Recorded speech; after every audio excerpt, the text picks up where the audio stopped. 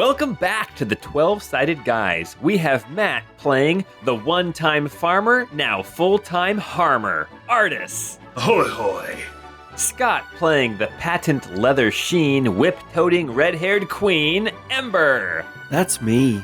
Jordan playing the mustachioed older man fighting evil with halberd in hand, Burt Bertram. Howdy do.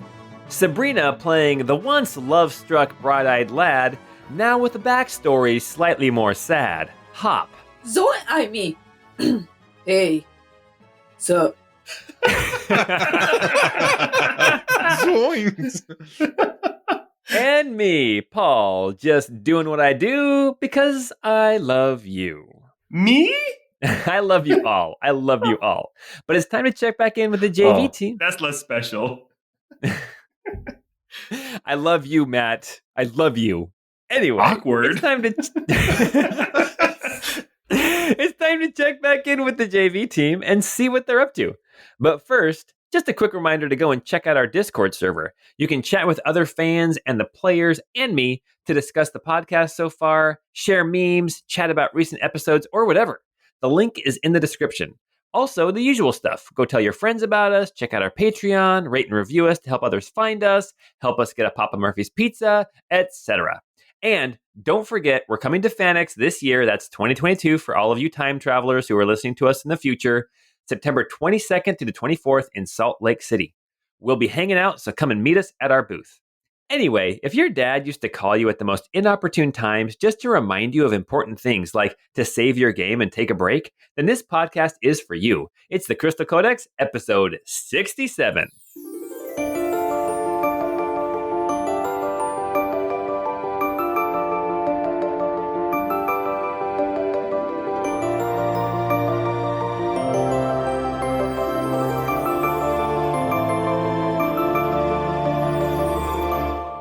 To be fair, he also told you when he put money in your bank account. That is true.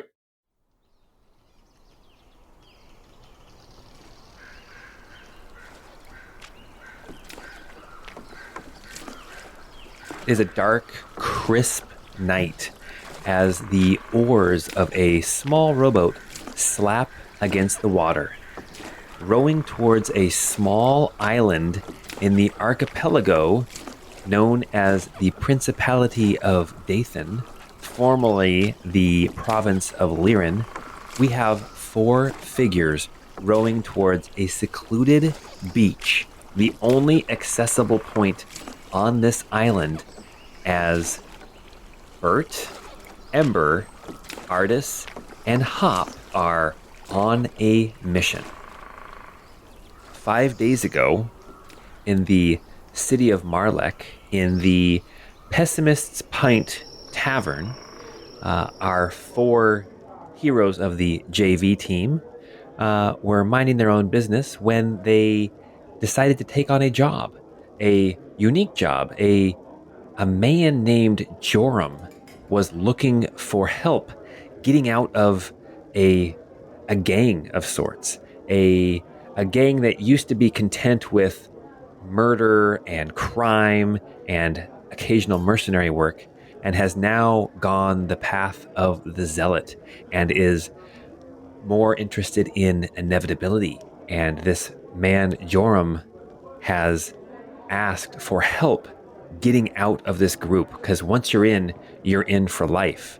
So that is why Hop and Burt and Artis and Ember are now rowing towards this island to try to get Joram out of this predicament that he has found himself in.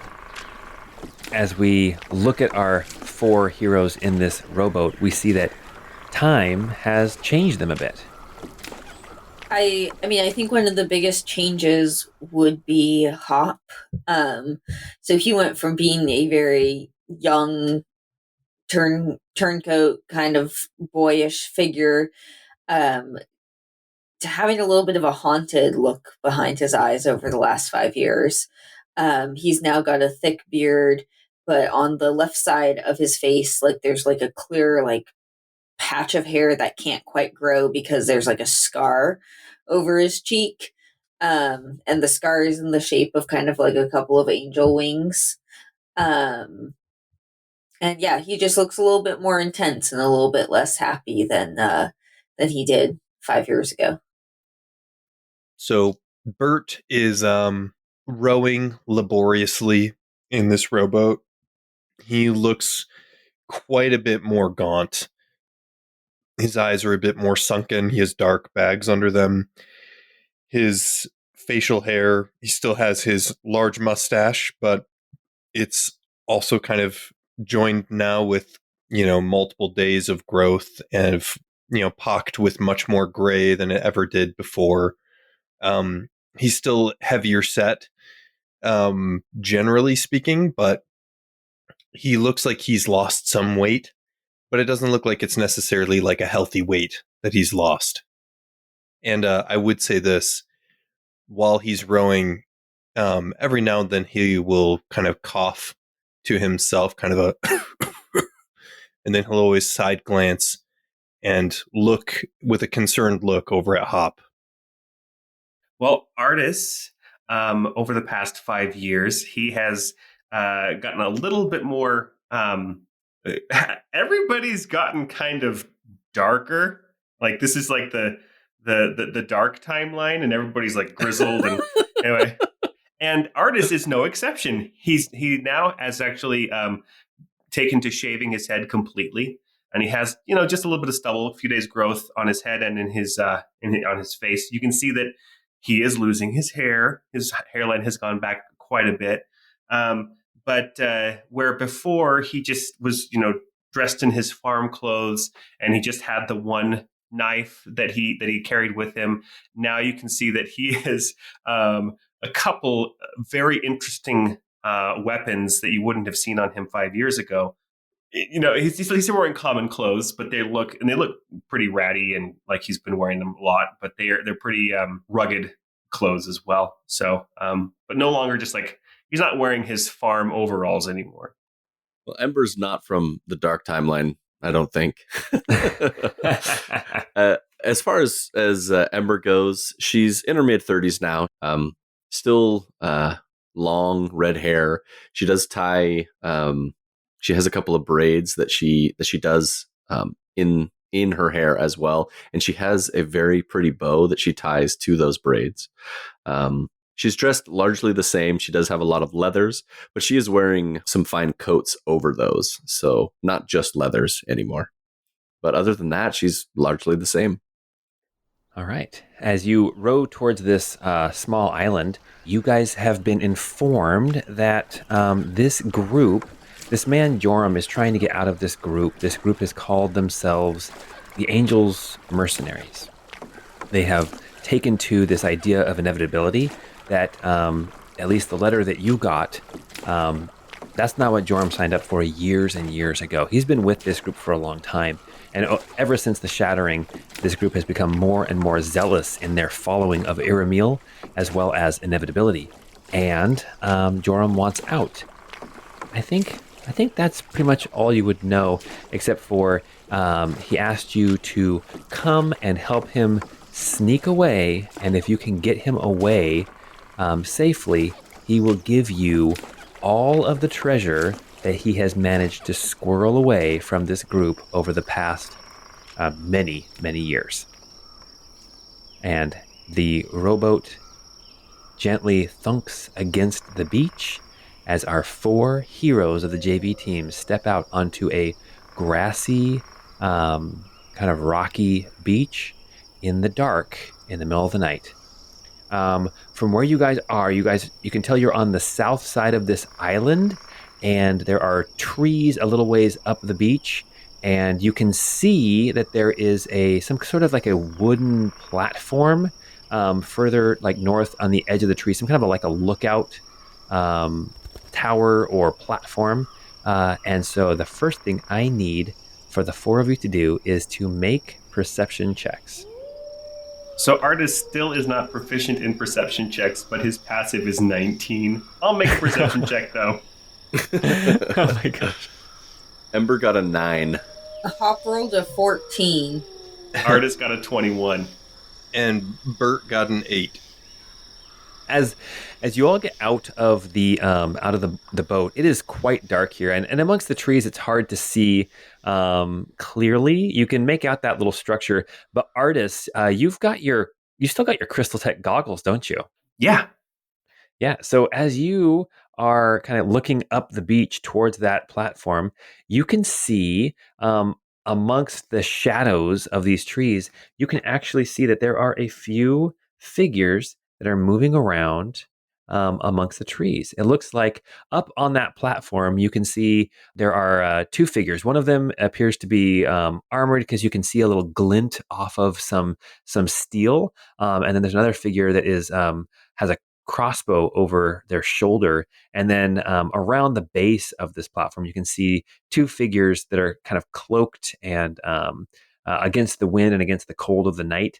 But they are kind of keeping a watch on this beach. And at this point, Artis, with your 21, you don't think that they have seen you. All right. I'll turn to everybody and very quietly I'll say, They've got people already out there. I don't think they've seen us yet, but there seems to be somebody in armor. There's an archer there with a crossbow, an arbalist, whatever you call them, and then there's two others, but they haven't seen us yet. I think I can sneak around and maybe get behind the armored one, but be prepared for a fight if we go straight in. I'm not much for sneaking, so I might leave that to you. But if you need me to create a diversion, I bet you I can do that pretty well. I can assist you with a diversion if you need. Yeah, diversion might be more my strength as well, if I'm being honest. All right. So what do you guys say? Okay, give me 2 minutes. I'll sneak around. I'll try to get up behind the armored one, and as soon as I hear your diversion or see it or whatever, I'll take that opportunity to make my attack, and then you can come in and support me from the front. Sound good?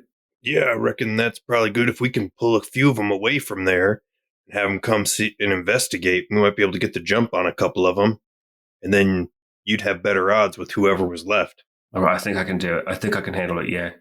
All right. Hop, my boy, Ember, what if you guys were to take cover there in them trees and I can just see if I can holler? They're going to probably be a little bit more lenient about a lost old man in a rowboat. As you say, we'll be nearby. All right. So you guys so the way that we're looking at this area, it looks like there's some trees to the north and more trees to the east. The west, at least here on the southern part of this area, is kind of this cove, this little natural harbor. So it's water down here on the southwest edge of this map. But Hop and Ember are going to head over to the east into the trees. Is that what I heard? Yep. All right. While Artis is going to go sneak around. Yep. I'm going to attempt a stealth check. Why don't you make a stealth check? That's a 30. Oh my god! Holy cow! Dude, You that's immediately awesome. disappear into smoke. Ninja, You're like- vanish! Yeah, exactly. With a 30, okay, I will say, Artis, you pick where you want to be on this map. There is no way. You know what? Tell you what, I will roll for each of these. The only way they will detect you is with a natural 20. Ooh, one of them came really close with a 19. But no, nobody detects you, Artis. You can get right where you want as you sneak around very carefully and quietly. Where does Artis end up? So Artis actually ends up on the platform directly behind the armored woman. Fantastic. All right. And now, so Artis is up there and he's just waiting for the signal, whatever the signal will be. All right.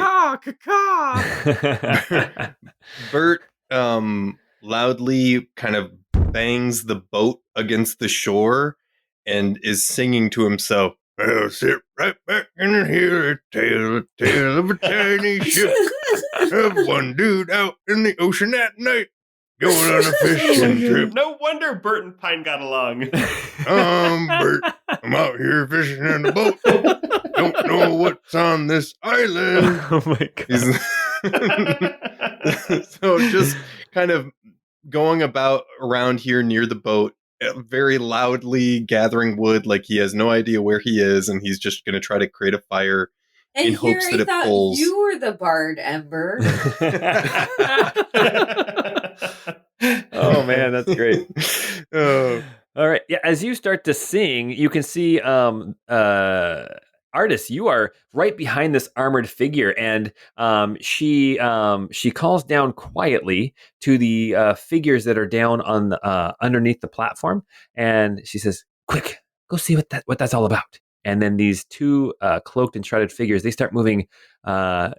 Not necessarily sneaking, but they start moving up kind of slowly and carefully towards Burt, leaving Artis with this armored figure as well as this other figure with the crossbow up here on the platform. Okay, I don't think that's the signal yet. I'm going to wait for the sound of commotion from over there. Okay. These figures continue to move south towards you, Burt. They are converging on you, one kind of more on the right and one kind of more on the left. I need Ember and Hop to make stealth checks. You can make them with advantage because it is dark, but this is to see how well you guys are hidden in those trees. All right, with advantage, Hop rolled a 16. With advantage, Ember got a 22. Okay, and their passive perception is terrible. Okay. All right. Burt, these two figures keep continuing coming up closer to you. They stop about 10 feet away from you, one a little bit more to your left and one a little bit more to your right. One of them says, "All right, old man, what you doing here?" Oh, whoa! Are you sneaking right up on me? My goodness. What are you lads doing out in here? Is this where all the good fishing is? Oh, sit fishing's- right back in my little boat and try to catch a fish. And I'm just kind of going about walking this way, kind of towards the woods where they're hiding, just picking up sticks on the ground like I'm building a fire. Make a deception check. Okay. Let's see how this goes. Because you actually sang, I will say do it with advantage. Oh, he sang yeah. so much, too. Like, he committed. Yes. Oh, gosh. I rolled a 2 and a 7. So Okay. Burt got a 7. I'm guessing his halberd, like under his cloak, planks on the ground or something. So one of them starts stepping towards you and he's like, "All right, old man, get back in the boat. This ain't your island." And then the other one says, "Wait, he's got a weapon." And then we are going to actually roll initiative at this point. Artis, you heard them say that he's got a weapon. So let's go ahead and roll some initiative. Ember got a 16. Hop rolled a 20. Artis rolled a 24. I think all of my good pine rolls have just been building up for this time to play Artis. What did Burt get? I am trying to figure that out. For some reason, it gave him advantage on his initiative roll, but I don't know that he has anything that would give him advantage on an initiative roll. It was either a 14 or a 16, so it's basically in the same position. Yeah, that's fair enough. Okay, we'll go with 16 then. Awesome. At the top of the round, we have Artis with a 24. You are standing behind this armored figure. She heard the commotion as well as she levels her spear. Okay. Artis is wielding a hog splitter, and he is going to take 2 strikes on her with his big old. And if you don't know what a hog splitter is, it's basically, think of like a cleaver, like a butcher's cleaver that's twice as big, and also has a long handle so you can wield it two-handed if you need to. But it's a butcher's tool. So I'll take 2 attacks. Wait, what does a hog splitter? What do they use it for? Imagine a weapon that can do that. That's basically a big cleaver that can do that. Yes, exactly. Dicing vegetables. Yes, it's a reflavored battle axe. So what I'm going to say is because they're not surprised, but they don't know you're there, I will give you advantage on your first attack. Okay. Then the first attack is going to be a dirty 20 to hit. That will hit. All right, and then the damage is going to be only 6 because I'm wielding it two-handed. Then the second attack without advantage is going to be just a 10. That will miss. And then I'm going to follow that up with my bonus action. I'm going to go ahead and do a jab. 27 That will hit. for 5 more bludgeoning damage. Okay. And I'm going to go for a throat punch. All right. So that's a Constitution save. Yes, and it's a DC 16. Ooh, she only rolled a 12. Is she stunned? She is stunned. I also forgot that he has a new ability called You're Mine. And so he's going to get out, You're Mine, and do an extra d4 of damage on one of those attacks. Oh, man. Okay. That's another 4 damage. Nice. So, Artis did a total of 15 damage, but you stunned the armored figure. Not gonna lie, the strongest bad guy on the field right now. All right, well, Hop, it is your turn. You are hiding in the bushes. You see these two figures approaching Burt. One of them goes to grab a short sword from their waist, and it is your turn. I will run out and I will attack the figure closest to Burt.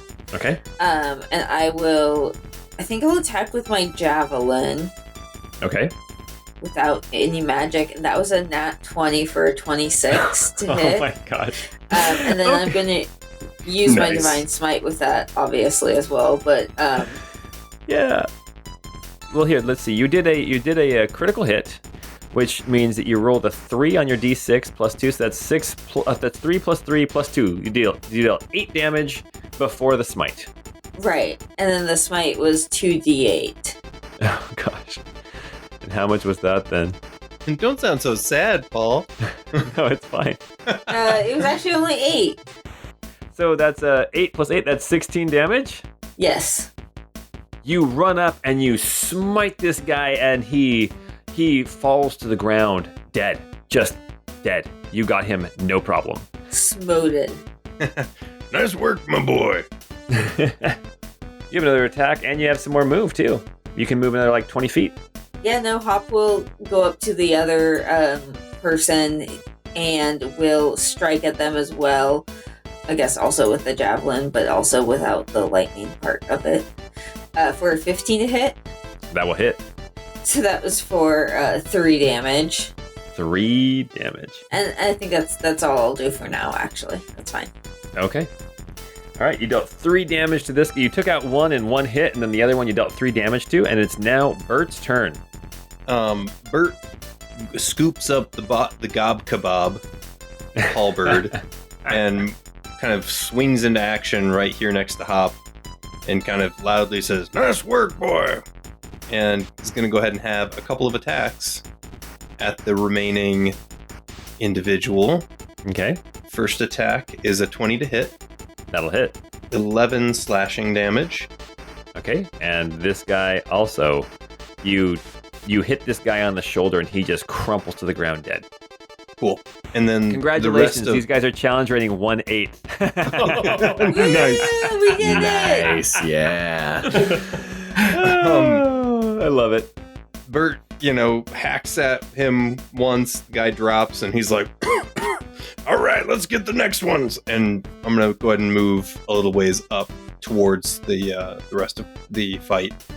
Perfect. Yeah.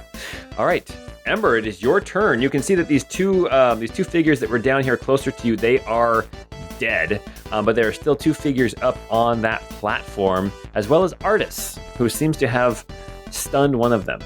All right, Ember is going to... She's currently pretty far away from the rest of the fight, so she's going to move. So her action will also be moving to get within just about 30 feet of the other fight that was going on the north side of the map.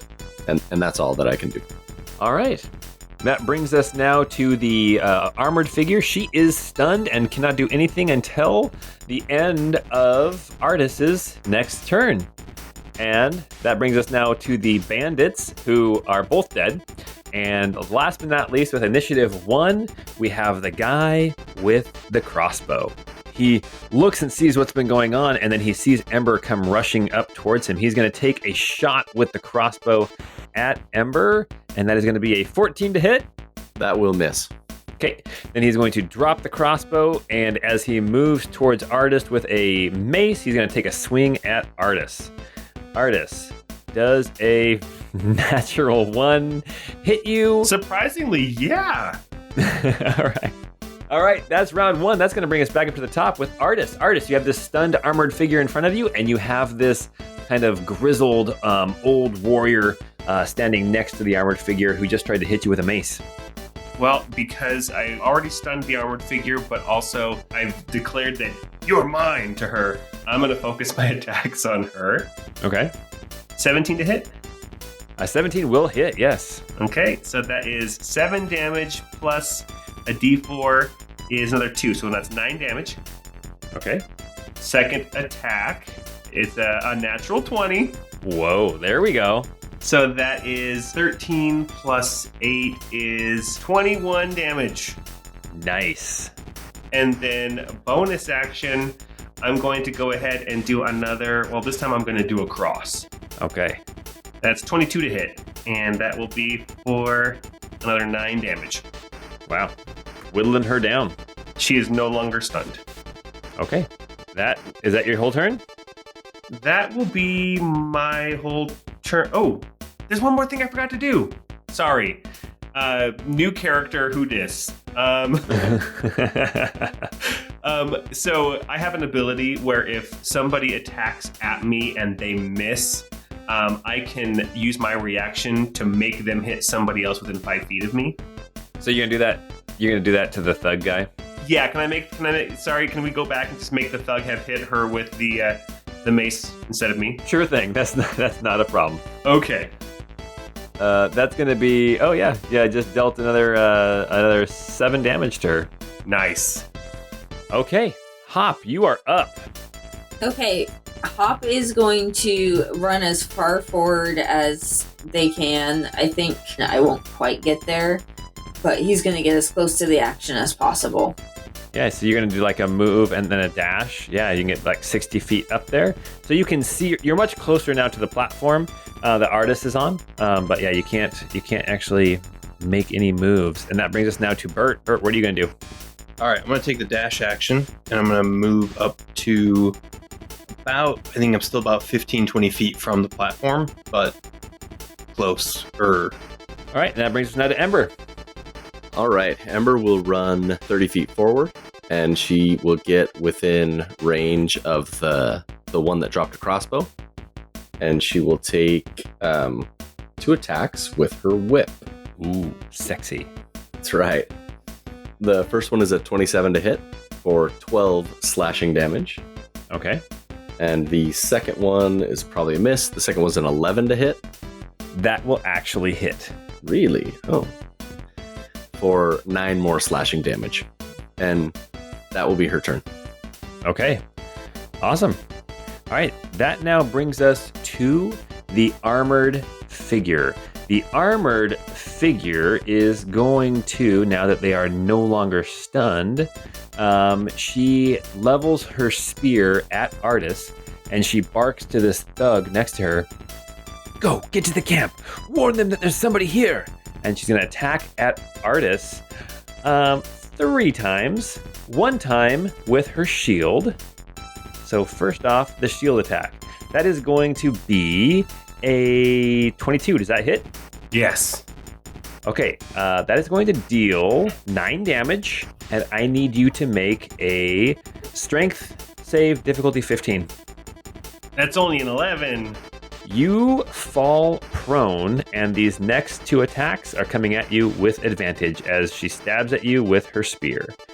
The first one is going to be a 24. Ember's going to call out and say, "Don't you strike at him while he's down," and cast Silvery Barbs so that she does it, so that she has to re-roll it and take the lower number. Rerolled it and got an 18. Does that hit? That is my armor class. Oh no. Okay. Oh, so close. But you get advantage on your next roll, Matt. Okay. You get 15 damage from that first strike. And now the second strike with advantage is going to be a 19 to hit. Yep. That is only going to be 8 damage that time. Okay. I'm hurting. I mean, I'm at half hit points, so. Oh, man. And that brings us now to the Brute. The Brute is going to take 2 swings at you with their mace, Artis. With advantage, that's a 17 to hit. That will miss. I'm going to use my reaction to make the Brute hit the lady. Okay, dealing how much damage? Whatever the weapon is. It just makes the attack against her instead. Gotcha. That's going to be 8 damage to her. And he's going to take a second swing at you. That's going to be 22 to hit. And that's going to be 7 more damage. And then this thug, 5, 10, 15, 20, 25, 30, starts to run towards the camp. And just so you guys are aware of the map, this thug jumps down off this platform and starts running. This thug is on the edge of the north edge of the map, like literally one space away. If they get one more space, so on their next turn, they will be out of combat and heading towards the camp. So if that changes what you guys are going to do. That brings us now to the top of the round. Again, we have Artis with his initiative of 24. All right, so Artis has a special ability where I can get up for 5 feet of movement, and I will take from my back another weapon that you didn't see him holding before, and I'll pull out my auto crossbow prototype and take 2 shots at the fleeing brute. Okay, Edgar, make your attacks. The first one's a 25 to hit Okay, yep. for 11 damage. Okay. As that first bolt goes flying, the second bolt is about to go flying as you see the thug drops. You got exactly their hit points. Okay, and it's on a bandolier, so I'll let it drop and it goes back behind my back, and I'll take another couple attacks, this just unarmed. Okay. So crit on a jab. Oh my gosh. So that's 10 damage total. Okay. And then for my bonus action, I'm going to do a cross. Okay. That's a dirty 20 to hit for 5 more damage. That will hit. Connect. Very good. This armored figure, she has taken quite a bit of damage. All right. Awesome. All right. That brings us now to Hop. Hop, what are you going to do? I think a Hop is going to run up to this person and try to attack, maybe not with lethal force, but attack with their javelin. Okay. For a 20 to hit. That'll hit. And then how hurt are they looking? They are bloodied, so they are definitely past half hit points. Okay. So the first one will be a 4 damage. And then they'll just hit again with their javelin. For 23 to hit. Yep, that'll hit. And then that's going to do 3 damage. And then they will do their binding smite. And so we'll roll another 2d8. Okay. For an extra 9 damage. Wow. Okay. All right. It is now Burt's turn. All right. Burt will kind of move up towards the platform as well. And with a little bit of distance, he'll go ahead and make some attacks with his Gob Kebab. Okay. First attack is only a 9 to hit, so that's going to probably miss. That will miss. Yeah. Second attack is a 19 to hit. That will hit. Yes, all right. And then for damage, 10 slashing damage. And then he'll move in just a little bit closer and come in with the Polearm Master bonus attack with the butt of the weapon. Okay. She is reeling. She is barely standing. Oh, I only rolled a 10 to hit with that one. And she still manages to lean aside as the butt of your halberd goes flying past her face. All right, bringing us to Ember. All right. Ember will step up to her, hands on her hips, and just say, "How very dare you attack my friends?" And the words will do psychic damage. She's got to make a DC 18 wisdom save. Whoa. DC 18 wisdom? Oh, that fails big time. So she takes 10 psychic damage. Wow. Okay. And that is enough. She had 1 hit point left. Oh, man. and You she shouted her falls- down to death. That's amazing. Oh, man. And she falls down dead. Let's cue victory music.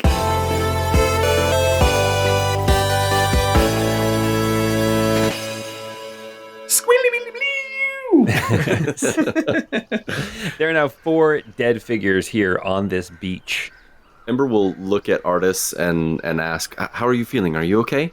No, I'm not. I've been speared a couple times, yeah.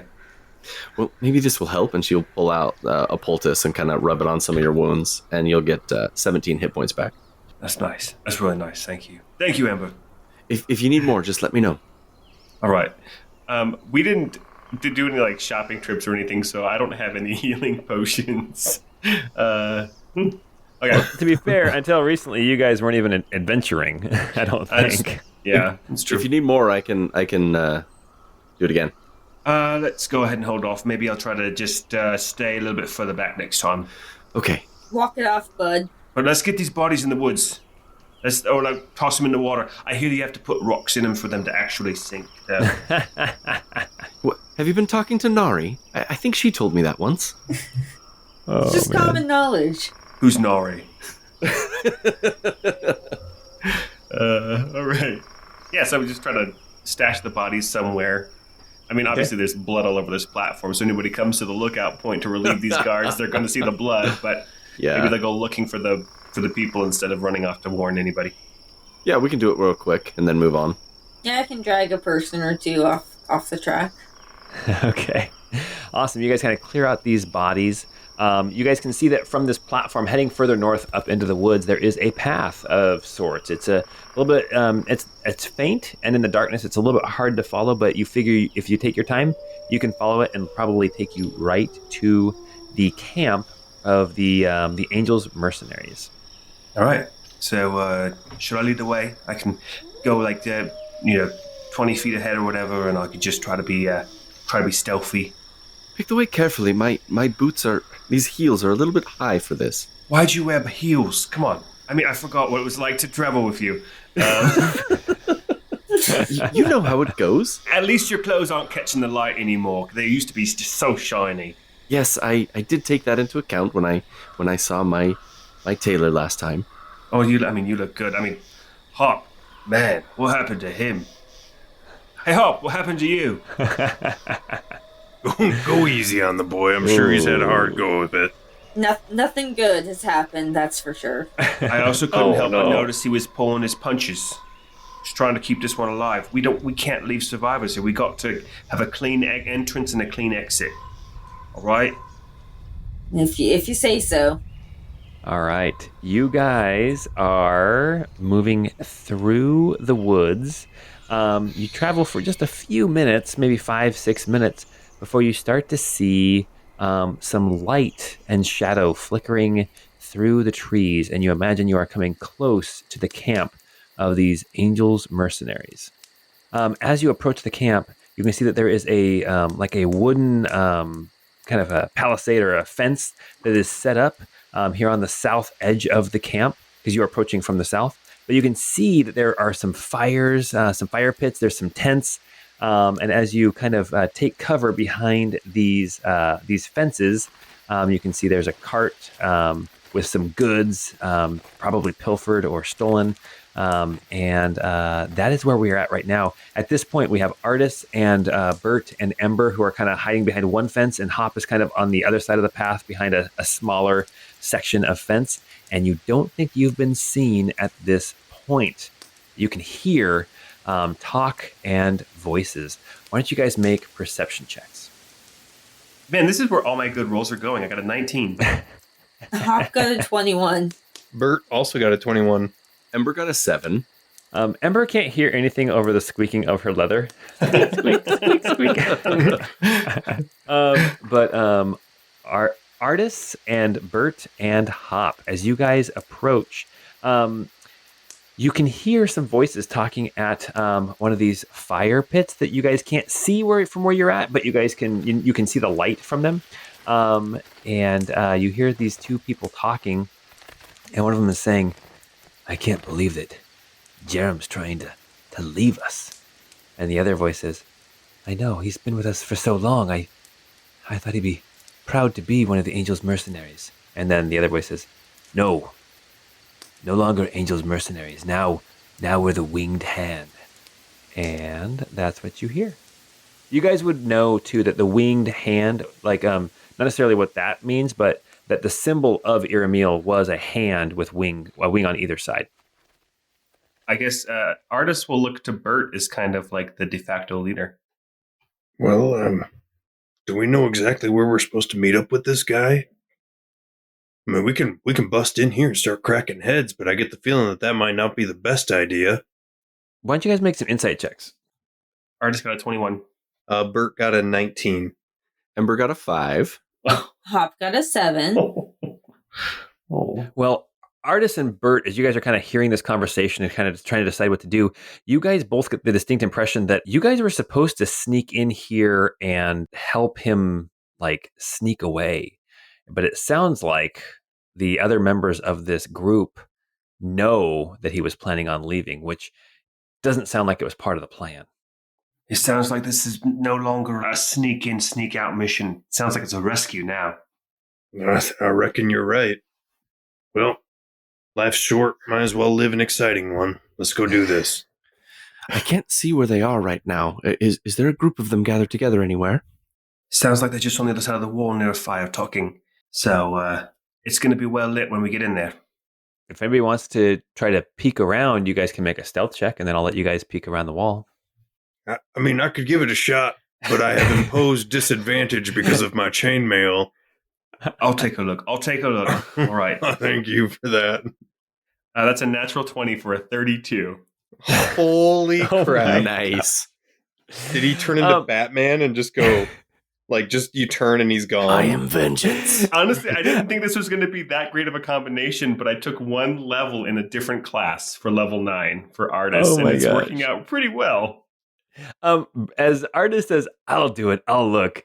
Suddenly you look over and Artis is like cartwheeling away through the bushes, and all of a sudden Artis is over here hiding behind a wagon, just like almost like a tumbler in the gymnastics routine, and then just lands behind the wagon and peeks up over. And Artis, at this point, you can see very clearly the camp. I want you to make a perception check, and then I'll tell you what you see.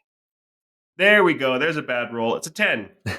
Okay, so what you see that there's a few tents in here, like 4 tents, but then there's one kind of nicer tent. It is like red and white striped. It's a little bit bigger. It looks more like military tent of some kind. The other ones just look kind of like a normal camping tent. You can see that sitting at one of the fires, there is an armored man and an armed woman that are having a conversation. Those are the two that you heard talking before. You can see there's some lanterns around the camp. But you can also see that in the center of this ring of tents, there are 2 cages. And in one of the cages, you can see in the shadows a small figure is in the cage. And with your 10 perception, that's all you see. All right.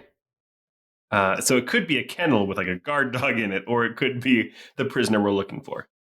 I should mention that there was also a description of Joram. Joram is small, short, like 3.5 feet tall, dark hair, beard and mustache, an older kind of early middle-aged man, like maybe like 40, 45, somewhere in there. But small and dark-haired. All right, so then I will cartwheel back over. Sorry, round off back handspring, back layout into it back over to my friends. Perfect. All right, you're back behind the wall then. All right, and I'll say, all right, I saw there's 2 armored by the fire, and then I saw some cages. I don't know if they were kennels or if there was like if that might be where they're keeping him, but right now it looks like there's just 2. So if we go quickly, I think we could take them. And I don't know, does anybody have the ability to make it silent right around them? Ember? No, I don't. I mean, I can turn invisible, but that's about the extent of that. I was planning on using that on our friend here that we're trying to rescue. Oh, that's a good idea, yeah. Well, we could always try to sneak up to those cages and get a closer look to see if he's in there or not. But I mean, you're pretty sneaky, right? Yes, I'll follow you. It seems like you're vanishing every time I turn around. I've been working on my tumbling, apparently. I'm amazed that you didn't even brush one branch or bush with all of that jumping around. Well, that's why I did a layout instead of a tuck. It's because I could then do the layout. I was able to go between 2 branches. And a tuck, I would have been too tight. You know, have you ever considered dancing? I might be able to find a job for you. You know, I used to dance, but not anymore. Not since, the divorce. Well, Are you saying? Marriage you know, saying? Are you can saying you're dance. never gonna dance again? you can dance if you want to. You know, You know you what? can leave your friends behind. I think I will leave my friends behind. Stay here, and I'll do another stealth check, I guess, to go out to the right this time. Okay, sure. Through some of the trees, yeah. And I'll say, "Follow me, Ember." I got a 24 stealth. And Ember followed with a 21 stealth. Okay, perfect. Let me make some rolls here real quick. Actually, we'll do passive perception. Okay, as you guys move out to the right, kind of through some of these trees.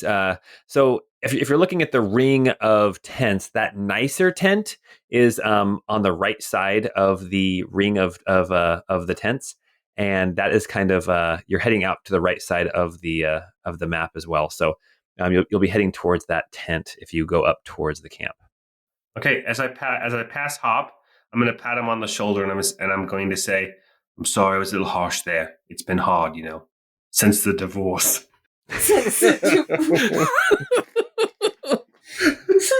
I shouldn't be laughing because that is so sad, but No, so a lot has happened in 5 years, and I'm trying to figure out a way to tell you guys. no, that's perfect. To tell the It's listeners perfect. what he's been through.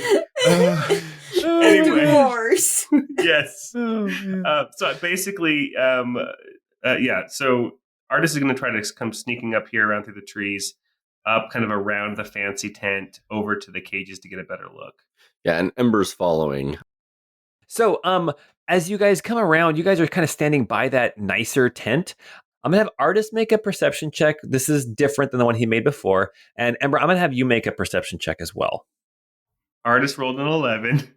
Okay. Ember rolled a 7. All right. You guys can see that there is a small figure, but it's just too dark to see kind of what is in that cage in the center of camp. And you can see those two figures. They are continuing to talk around that campfire. Those two armored figures. Now I can do something to distract them, but it might be noisy. I don't know if there's anyone in these tents. I think we probably need to err on the side of caution there. There's probably 4 or 5 in the tents, maybe. It might be better used in the tent then. So I'll hold off. It's very unladylike, so I'm hesitant to even tell you what I'm going to do. Are you going to fart? No, you'll see. Are you going to hotbox him in the tent? Is that what you're going to do? You're going to Dutch oven? Hot pocket. I would never, but it is along those same lines. We used to call that the covered wagon. Oh man! All right. Well, what's going to happen? We've got Hop and Burt are way back on the south end of the camp. We got Artis and Ember way over here on the east end of the camp. Can you send a message to them so that we can go further around behind and we can sandwich these two armored people? Yes, I can. Give me a moment. I have to prepare some things, and I didn't flavor it yet, but she does have sending. Oh, sending. I was hoping for message, but no, if you don't got that, that's okay. No, I don't have message, but I do have sending. And this is a one-shot. I'll get all my spells back the next time we get together. It's true, but that's a 3rd level spell. Okay. All right. So you just kind of let Burt or Hop know kind of that you guys are going to go around to the north side of the camp then? Yes, Burt and Hop. Well, I guess Hop can only hear this. But, tell Burt. Oh, how many words is that? Wait for our signal. You're at 15. Wait for our signal. You'll know when to come around the fence. I don't know how many words. And that's it. You're done. Hop will kind of turn to Burt and relay that confusedly. Well, okay. All right. So I think what I think Artis is and Ember would go do is basically just go to the north of the two armored figures and then come at them from the north. Oh, I was going to poke my head into the tent. Oh, right. Okay. Check it out first, and then we'll see about going. Okay. And Ember's going to try and poke her head into the tent. So your stealth before was a 21. For this Yeah. specific maneuver, I want you to roll another stealth. That's fine. I rolled a 24. Nice. All right. As you peek in, you can see that there is a small cot, and there is a little desk, and there is a chair. And sitting in the chair, you see this older man. In fact, I would call him old.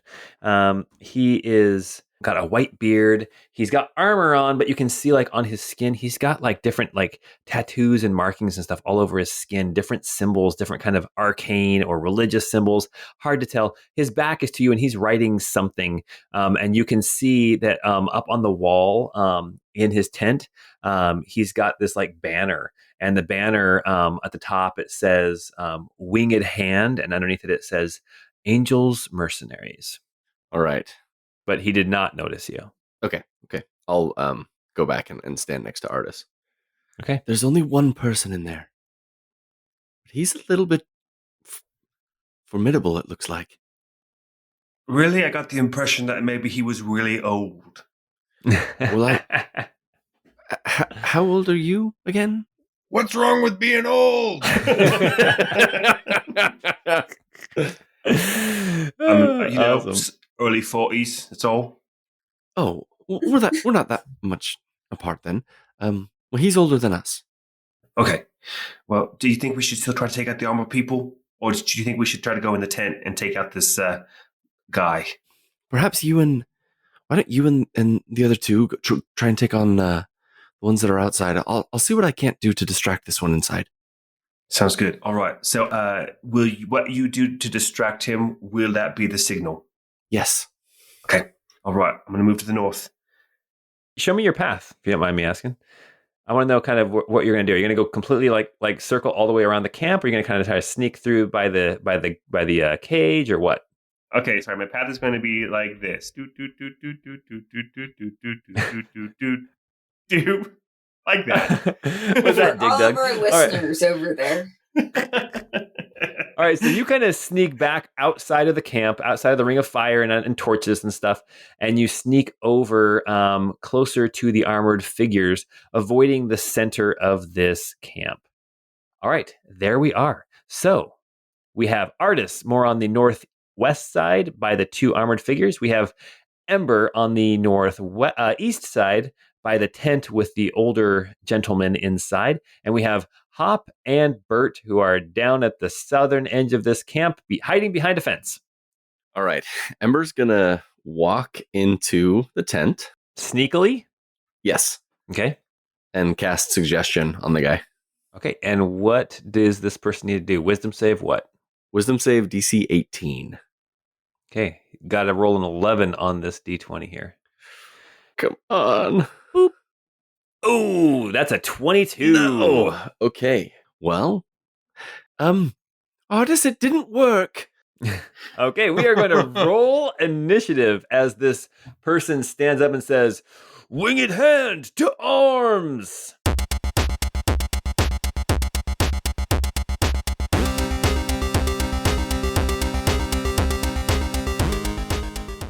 Hop rolled an 8. Burt rolled a 3. Artis rolled a 7. Ember got a 17. Wow. Oh, golly. Not our best initiative rolls, guys. Well, to be fair, theirs aren't that great either. Yours are all... Your D20s were all 10 or higher. Yes, they were. You know me, though. I roll great, except for when it comes to dealing damage, and then I can't kill you guys. Hallelujah. All right. We are now at the top of the initiative, and the first thing that happens is these two armored figures that are sitting by the fire.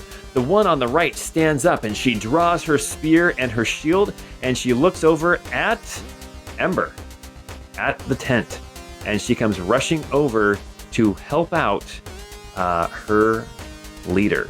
There's going to be an attack with a shield first at Ember, and that is going to be a 19 to hit. Oh, that hits. Okay, roll a strength save. Difficulty 15. Yes. This is not good. You're going to take 7 damage. I rolled a nat 20, so I got a 19. Nice. So you don't get knocked down, which means that these next two attacks with the spear do not have advantage. So the first one is going to be a 21. Oh, that hits. That's going to be 11 damage. And the second one is going to be a 19. That also hits.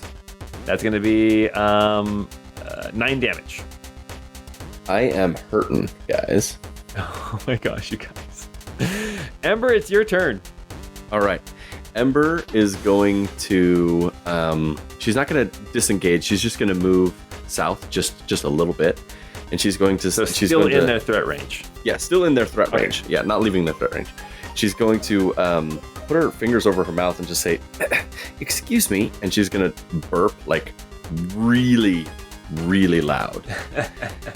And this massive cloud comes out of her mouth and fills a 20-foot sphere. Oh my gosh. And everyone inside the sphere has to make a DC 18 Constitution save. And I'm hoping to center it so that it hits both of them and not me. But Oh, if yeah. I have to get into it too, I guess that's fine. No, that's easy. That's easy enough. Okay. That's easy enough. Now, does it stick around? Do I need to make something for the map, or is it just like a Yeah, one it's- shot thing? It as long as I'm concentrating on it, it sticks around. I was so close. I figured it was probably something really gross and gassy. That whole northeast corner now is under this cloud. They have to make Constitution saves, you said? Constitution DC 18. DC 18. So here's for the woman. She rolled a natural 18. And then here's for the older leader. He rolled a natural 20. No way. Come on. Hey, I am sorry. But you guys got to remember, in the random saved game, you guys hosed Yakra with 2 crits. So eat it. Yeah. All right. Well, I'm not going to do controlling spells next. I'll come strong next time. It is now this older man's turn. He steps out of the tent, close to you, Ember. He has a maul, like a big 2-handed hammer, over his shoulder, and he steps up next to you, and he just says, "Don't move. I need you to make a Wisdom save, difficulty 15." Oh, that's going to be hard. Oh, but I rolled an 18, so I got 19. Oh my gosh. Yeah, So you can the take hold- that, Paul. You can take that too. Yeah. Okay, fine. The hold person spell does not work. And nobody's taken any damage yet, at least on my side, so we are good to go. Okay, that was his turn. It is now the other armored figure's turn. He is going to stand up and make a perception check. He can't spot Artis with that. He rolled a natural 13, so his perception is just going to be a 14. So he doesn't see Artis, but he knows that something is going on. He can't get to Ember in time with enough room to make an attack. So instead, he's going to come stand here by the cages and ready an attack for anyone who comes close to the cages there in the center of the camp. And that is now going to be Hop's turn. Hop, you are up. Okay, Hop is going to actually run up next to Ember, and he is going to lay his hands on her and give her a blessing, giving her 20 HP. Thank you so much. Is that Hop's whole turn? Yeah, I think for now that's what Hop's gonna do, and he's just gonna be prepared for a fight here. All right. Artis, it is your turn. You are still on this northwest edge of the camp. You can see there's a armored figure standing by the cages in the middle of camp, and then there's a lot going on over by Ember on the east side. Artis will pull out his auto crossbow prototype. The auto crossbow is a magical light crossbow that doesn't have the loading property, so you can shoot however many attacks you have in a round. And also it has the ability where if you are standing still, so you don't take a move action that round, you can fire another bolt as your bonus action. So I'm going to go ahead and take 3 shots at the leader.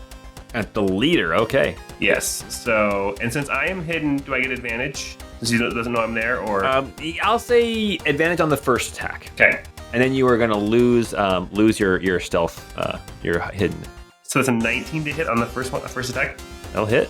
for 11 damage, Okay, and then the second attack will be a 16 to hit, that will miss, and the last will be a 25 to hit. and that will hit.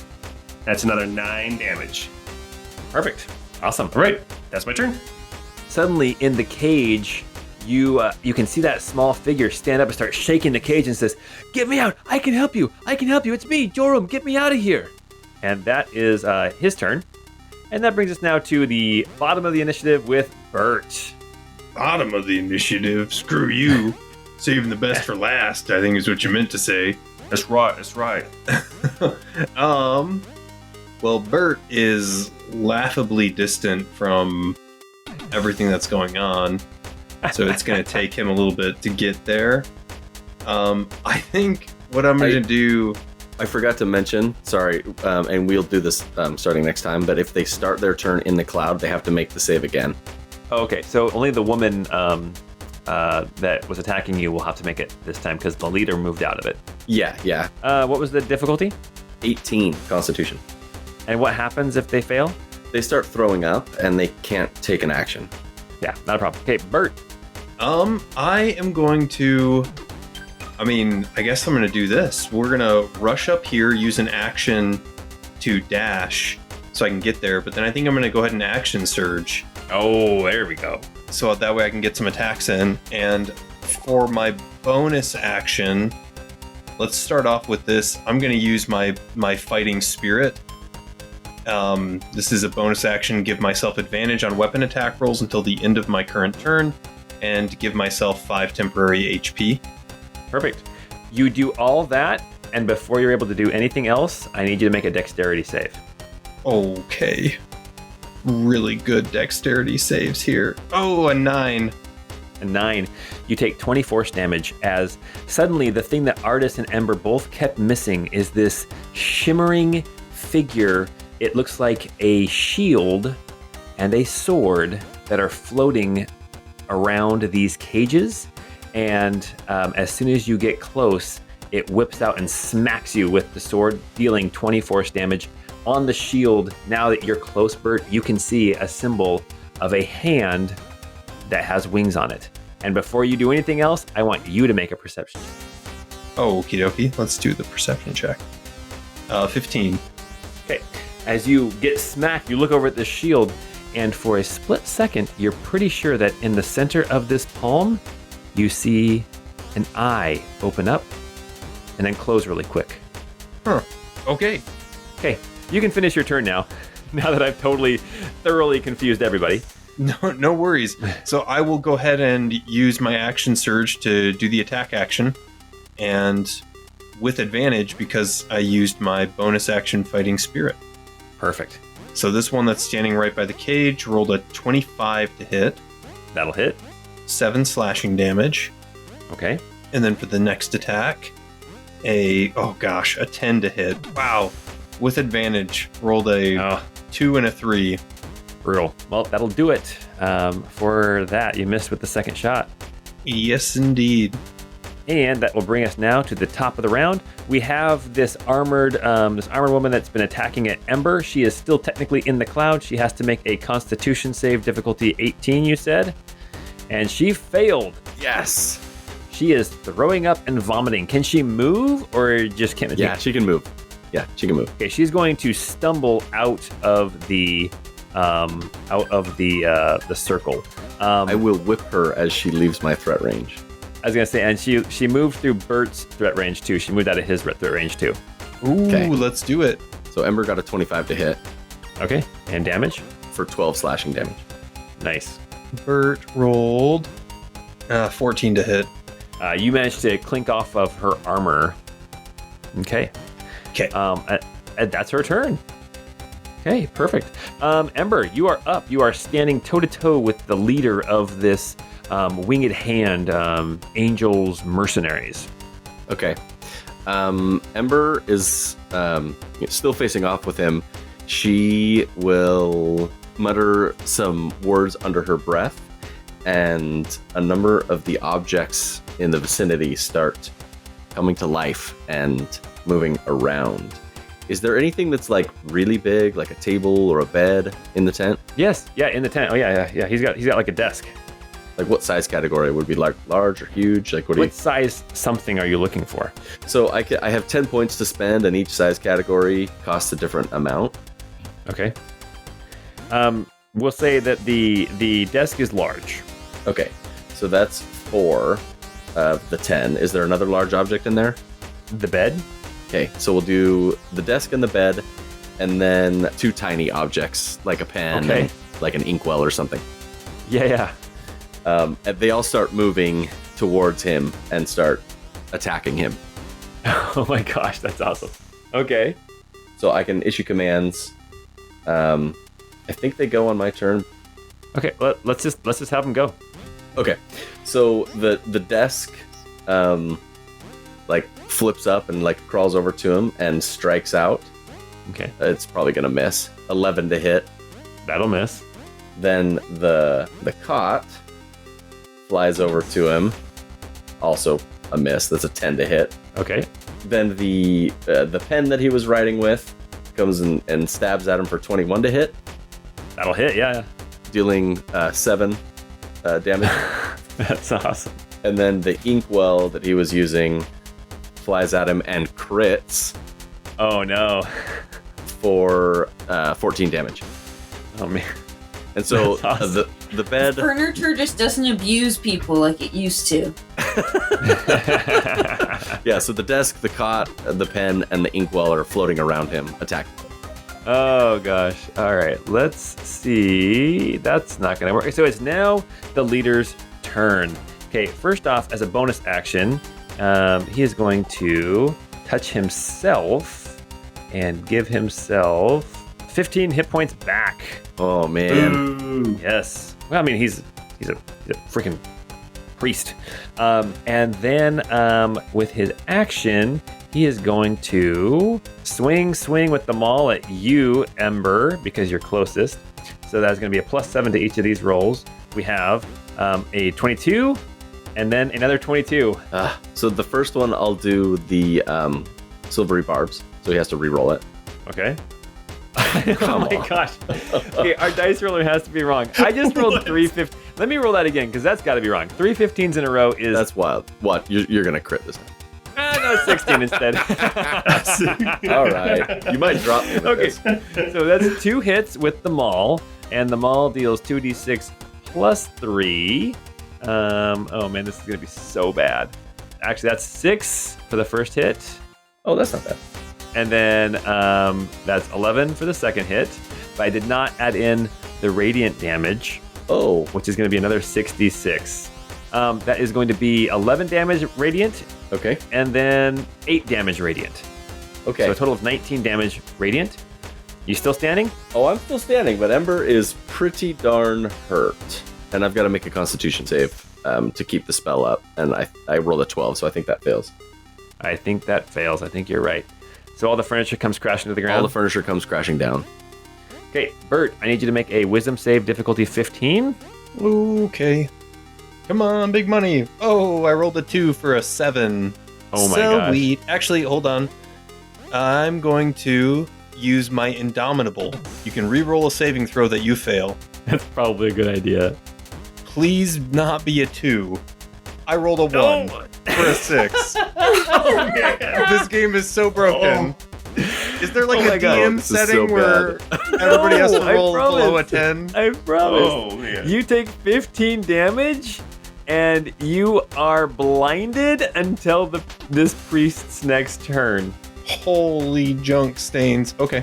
Oh my gosh. Oh golly, that is so kind of funny. Sorry about that. Okay, so this it's now this other armored figure's turn, the male one. He sees that you are like blinded. I don't know, does that mean that he gets advantage against you? Yeah, he gets advantage. Yeah, attack rolls have advantage. Oh my gosh, you guys. This is bad news bears. Okay, so shield attack first. Natural 20. Oh, jeez. Okay, 4, 8, 14 damage. Okay. Make a strength save, difficulty 15. This is your bread and butter, man. I'm gonna roll like a 2. Oh, I rolled a 16. Oh, nice. You are so lucky. Well, it doesn't matter because you're blind. He gets advantage anyway, but you're not knocked prone. Next attack is going to be 25 to hit, Oh yeah, that'll hit. That'll do. and that's going to be 9 damage. And then the last attack is going to be 18 to hit. Does that hit you? Yeah, that'll hit. 14 damage. Are you still standing? It's looking pretty rough, guys. Yeah? Oh, jeez. Yeah, and Burt, you're still standing next to that Guardian of Faith as well. Which means on your turn, it can whack you again. I was going to say, before I even do anything, right? Yeah. Well, it's nice knowing you guys. Oh my god. Oh man. Oh my gosh, you guys. All right, Hop, it is your turn. You've got Ember facing off against this leader. You've got Burt getting walloped, and it looks like you can't see. You've got this woman who has just finished throwing up over in the bushes. You got Artis hiding in the trees. What are you doing? So the first thing Hop is going to do is going to cast a shield on Ember to give her a little bit more of a AC bump. I appreciate that. Yeah, absolutely. You look like you could use it. Oh yeah. And then he is actually going to cast a firebolt at the person guarding those cages. Okay, 13 to hit. that will miss. Oh my gosh. So you miss with the firebolt. Yeah, that's it. And that now brings us to Artis.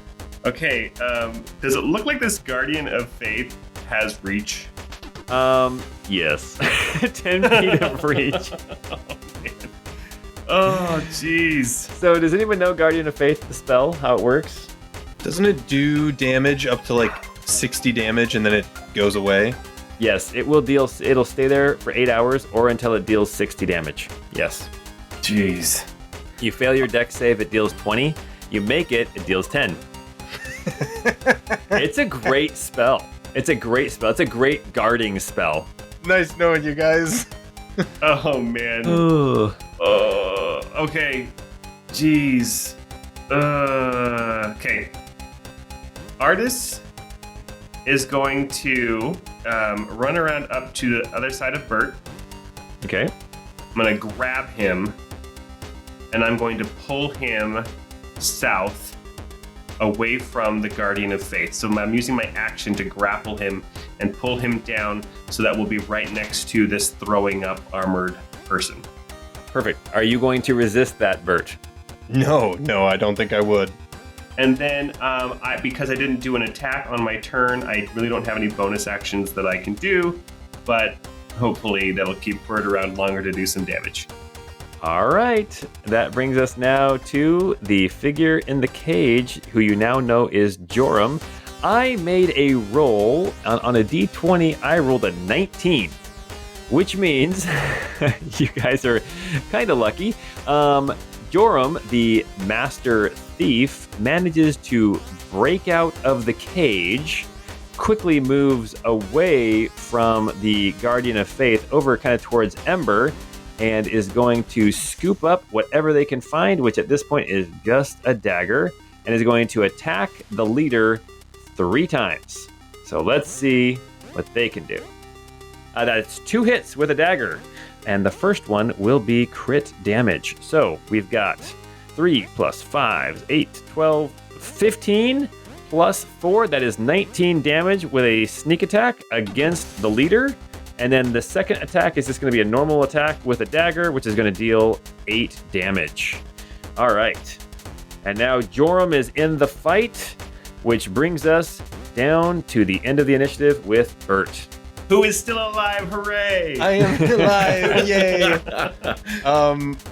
First things I'm going to do, I'm going to take a breather for a moment and use Second Wind to regain 1d10 plus 9 hit points. So 14 hit points. Okay, that's great. And then you mentioned we got an additional magical item, and I haven't ran this by you yet, Paul, so if you want to veto this, that's totally fine. But I chose I like this that you're thing. doing this when we're recording so that if I veto it, I just sound like a jerk. So No. I'm going to allow it. No, it's fine. Because I'm keeping this in the final edit, right? Of course. No, you're good. You're perfect. No, good. What'd you get? It goes with some of what's going on with his like backstory a little bit, but it's this restorative ointment. Okay. Basically, it has, in this case, 5 charges, and each charge is like a 2d8 plus 2 restoration of hit points. Oh, wow. It says as an action, you can swallow a dose or apply it to the skin, and then they get 2d8 plus 2 hit points. It also says that it ceases poisons and cures any diseases, but I think that's a little OP, so I just want it for the healing effect. Right. Okay. So if that's cool with you, I'm going to, as my action, use some of this restorative ointment and just take a swab of that and stick it in my mouth. Perfect. All right, and I heal myself for an additional 8. Okay. Well, that now brings us to this armored figure here that you are surrounding. Artis and Burt are both surrounding this figure who is going to lash out at Burt. Burt with a shield attack. That is going to miss. That is a 9.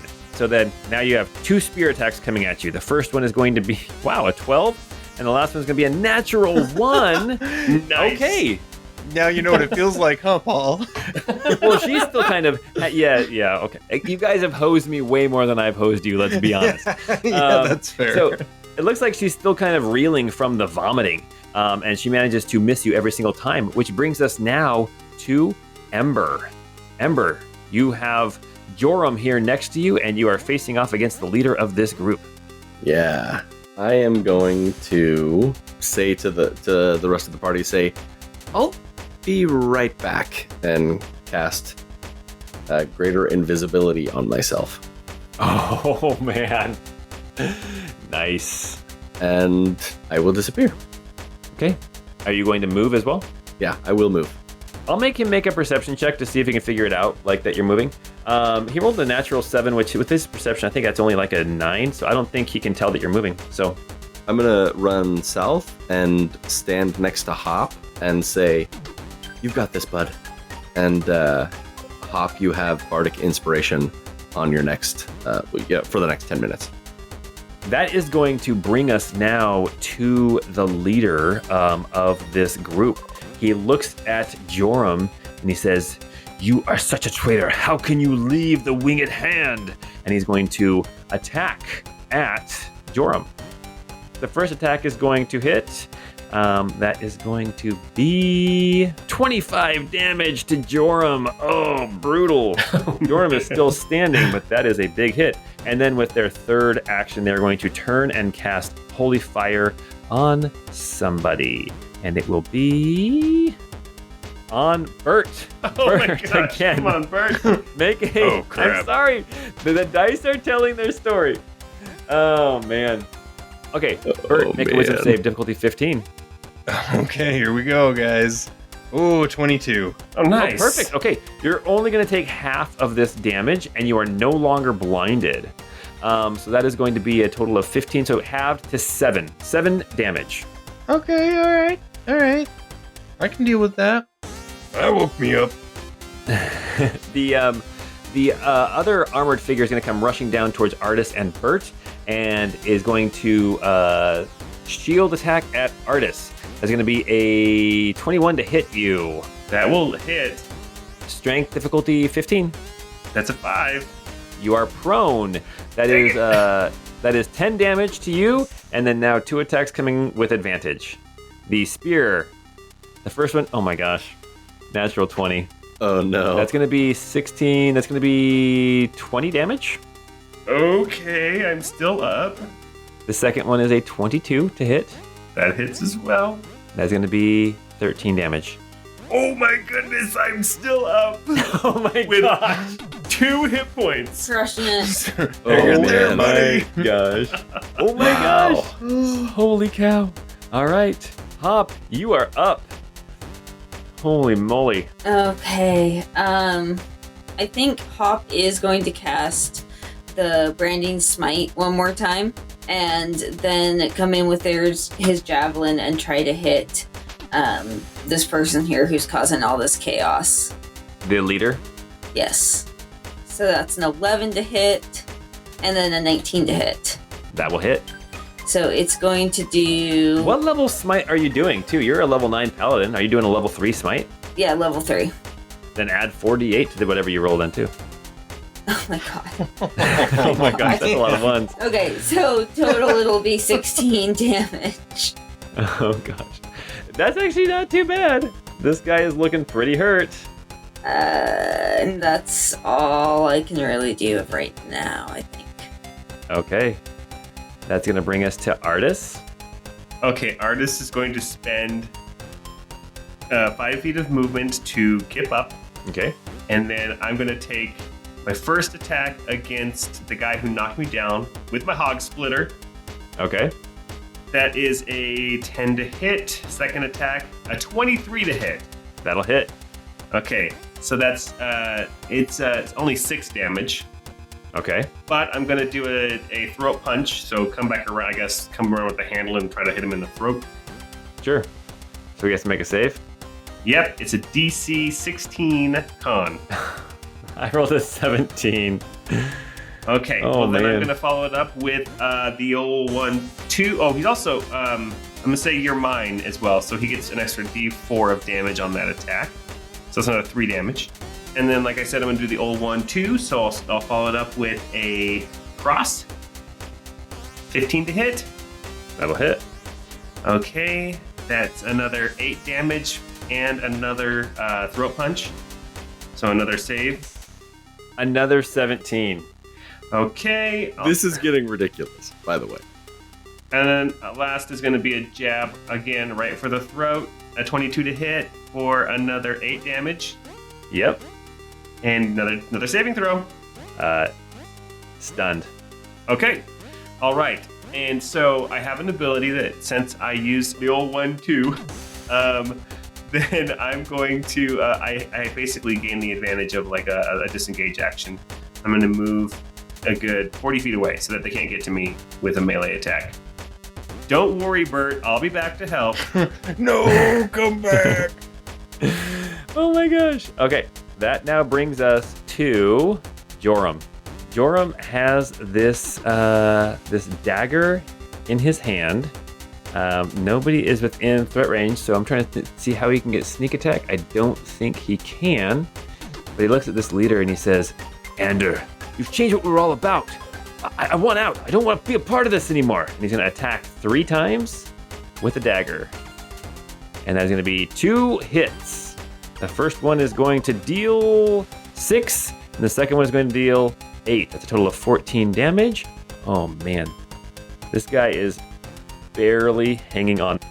Joram is going to take the disengage as a bonus action, and he's going to move 30 feet south, heading towards the beach, and he yells out, "We should probably run!"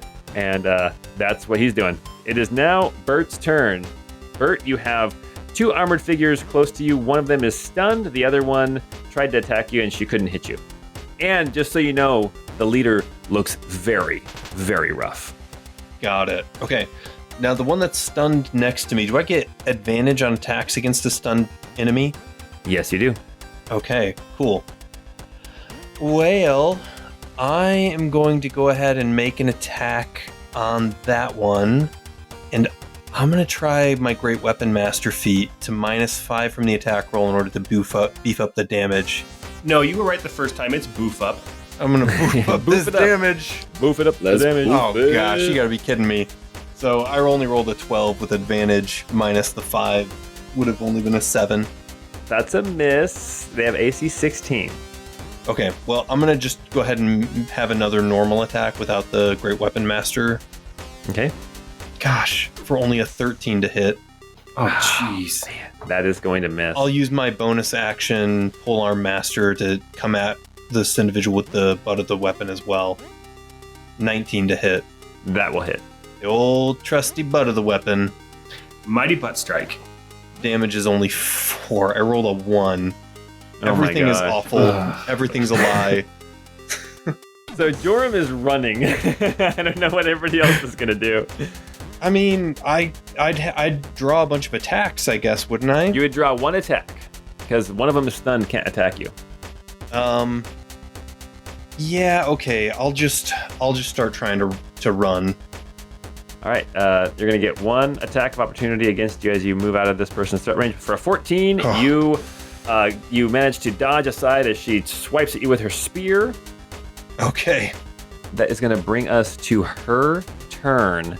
She is actually going to chase after Joram, as he is the one that they've been trying to capture.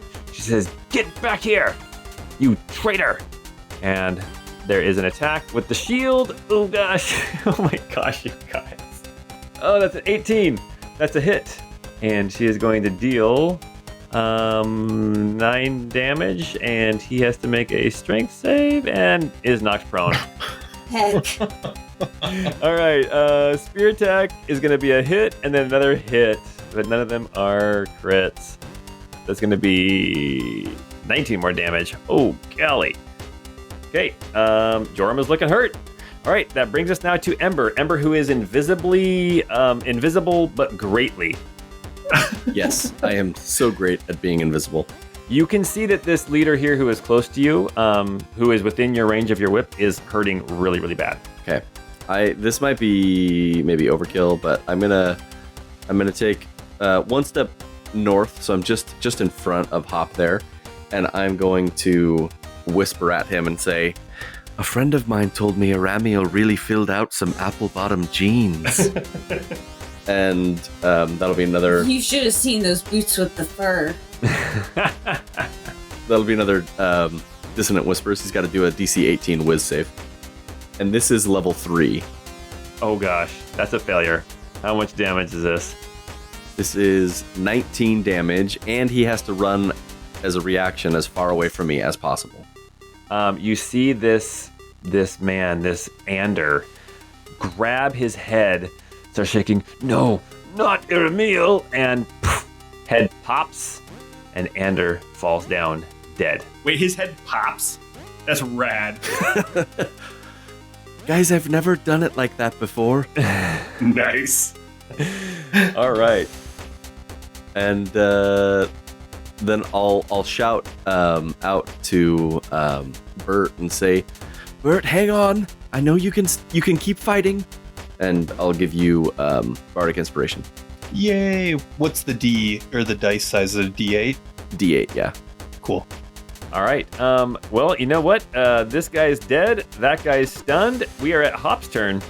Hell yeah. Okay, so Hop is going to grab this person who was in the cage, pick him up and throw him over my shoulders, and just kind of try to run away from the last of these people who are not doing so well anyway. Perfect. All right, you are going to take one attack with the spear as you run by, and it does hit, dealing 13 damage. You're still standing? I'm still standing. That's the first time I've taken damage. Oh gosh. Oh, All right. Oh, so you. okay. So the rest of us were getting a disproportionate amount of damage dealt to us. Yeah, Yes, I'm sitting on absolutely. single digits here. Oh gosh. I got 2. So you grab Joram, you put him up over your shoulder, and I think you're able to actually move off the map. Very good. So actually, that brings us then to Artis. Artis, it's your turn. You know, as I see my allies leaving, I'm going to say, "Come on, Burt, let's get going." I'm just going to run off the map as well. Cool. All right. And that brings us now to Burt. So now what's on the map, we have 2 armored people. One of them is still stunned until... Actually, no, one of them's not stunned anymore because now Artis is gone. One of them just kind of... The man just kind of gets his wits back about him.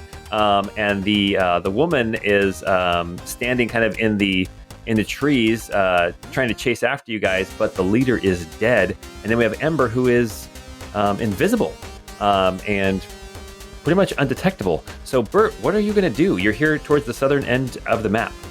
I guess, seeing that she kind of vanished, I think Burt's going to take that as his cue to be like, all right, it's time to get out of here. And he'll go ahead and leave as well.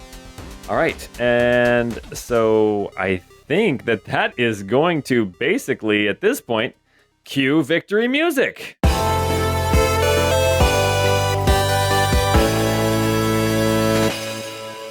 Yay. Tentative victory music. It doesn't have to be a clear victory. I was going to say, I don't feel very victorious, guys. Trust me, I feel your pain. Oh my gosh. Okay, so Ember, I'm guessing that you're going to follow along. Yeah, I'll follow along, but I'll do another Dissonant Whisper on the armored one as I'm running past. You just kind of like pick them off a little bit with these crazy spells as you're invisible for the next 45 seconds or whatever. Yeah. We'll just keep going. I think that these armored folk are just kind of shocked by what just happened. You guys just showed up, decimated their leader, freed their prisoner, and left them reeling. The Winged Hand, Angels mercenaries. You guys rush back south, back to the beach, to your waiting rowboat, And as you get in your rowboat and start rowing across, Joram starts talking to you, and he says, I was really worried nobody would get my letter, but I appreciate you coming to get me. I really do. I have to get to Marlek. I've got something I have to do. Something I should have done a long time ago. And what's that? We will see. We are going to fast forward a little bit of time. You guys row back across this little strait to another island where you have a boat that is waiting for you. You get back on it and sail to the city of Marlek.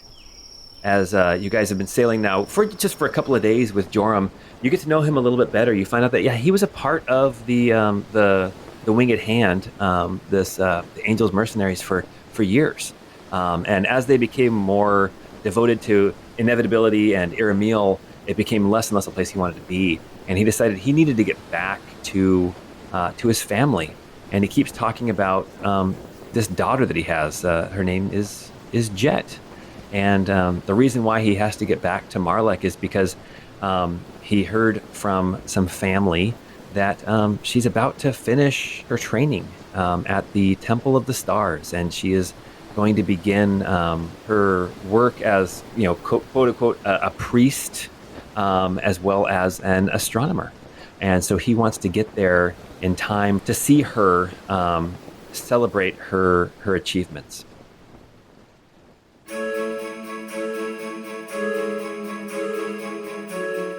You guys are now in the city of Marlek. It is a beautiful morning, late morning, as your ship comes in to port.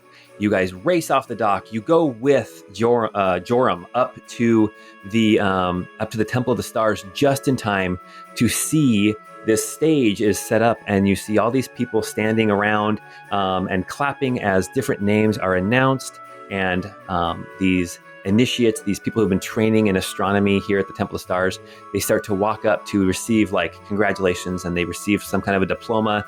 And just as you are getting there, you can hear them call out a name. They say, Jet Ikel. And you see this small figure walk up and collect their diploma. And Joram says, I made it. I got to see her. I got to see my Jet, my little jitterbug. And yeah, Matt, you got it. Keep going. After the ceremony is over, you can see that a lot of these graduates are sitting around talking with different people, and you're accompanying Joram up towards this group that Jet is in. You can hear some conversation going on. You hear Jet say something to the effect of, this has been really hard, because it's just been me and my mom. I never really knew my dad. He left a long time ago. And at that, Joram steps up and he pulls his hood back and he looks her in the eyes and he says, I can't do it. He looks her in the eyes and he says, I will be your father figure. And she looks at him and she says, Dad? Is that you? And he kind of holds out his hand, and then she kind of tentatively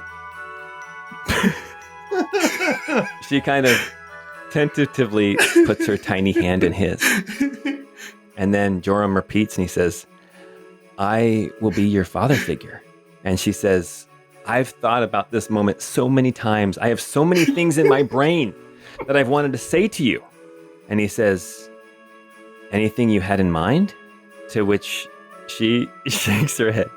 No. And then he says, I will be your father figure, and I have had enough of crime. And she rushes in and gives him a big hug. And he puts his hand on the back of her head and he says, and I will be the one who loves you till the end of time. Do do do do do do do do do.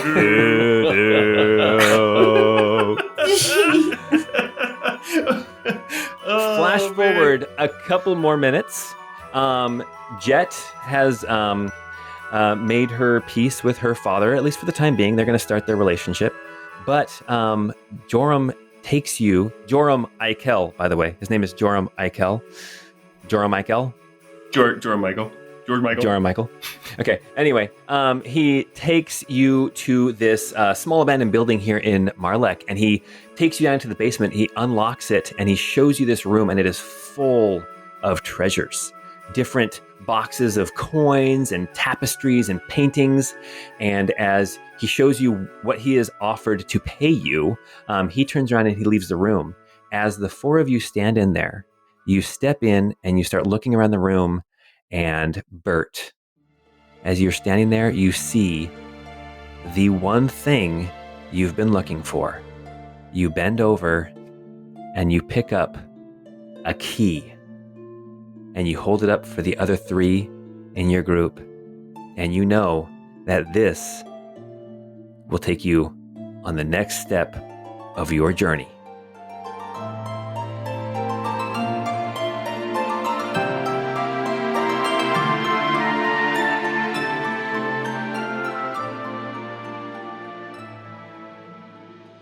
And that is where we're going to end it for tonight. I don't know if anybody else picked up on what I was trying to throw down. Can we go over just a couple of the clues? Yeah, well, when we were talking about dancing and somebody said, you're never going to dance again, you're like, wait, what did you say? Yes. And then I was like, wait a second, you keep saying that they're the winged hand angels mercenaries. Wham, wham, come on. Oh, gosh. And the leader's name was Ander, and he never said his last name, but his name is Ander O'Ridgefield. Oh, my goodness. So, yes, you guys have just played through the story of George Michael leaving Wham and then writing Father Figure. Oh, man. I love it. Wow. Jeez. I hope that you guys know what song I was even talking about. Father Figure by George Michael. Go look it up. It's a great song. You'll probably recognize it once it starts playing. Okay, that was a lot of fighting and almost dying for a really bad joke. But here's the deal, guys. The key is the key. The JV team now has the key that they were looking for. Ooh. If you have any theories about that, go ahead and put them in the Discord. That'd be fantastic. We love to hear from you guys out there.